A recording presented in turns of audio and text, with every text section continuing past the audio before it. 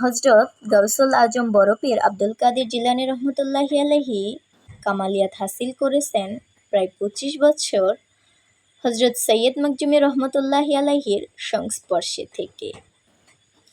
হজরত বাবা খাজা মঈনুদ্দিন চিশতি রহমতুল্লাহি আলাইহি কামালিয়াত হাসিল করেছেন প্রায় ২০ বছর হজরত উসমান হারুনি রহমতুল্লাহি আলাইহির সংস্পর্শে থেকে। হজরত গাউসুল আজম আহমদুল্লাহ মাইজভান্ডারী রহমতুল্লাহি আলাইহি কামালিয়াত হাসিল করেছেন হজরত সালেহ আহমদ লাহোরীর সংস্পর্শে থেকে। অথচ তিনাদের মা বাবা আল্লাহর ওলি ছিল এবং তিনারা নবী বংশের আওলাদ। ঠিক তেমনইভাবে পৃথিবীর সকল অলিয়াউলিয়াদেরকে পীর মুর্শিদের সংস্পর্শে থেকে কামালিয়াত হাসিল করতে হয়েছে, অথচ তারা জন্মগতভাবে আল্লাহর ওলি ও তাদের মধ্য থেকে বিভিন্ন কারামতের বহিঃপ্রকাশ ঘটেছে।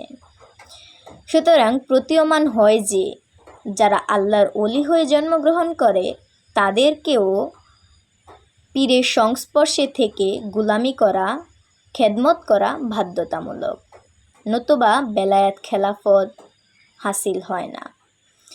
জন্ম থেকে আল্লাহর ওলি হওয়া যায়, কিন্তু আল্লাহ ওয়ালা হতে হলে আল্লাহ ওয়ালাদের সংস্পর্শে থেকে হতে হয়।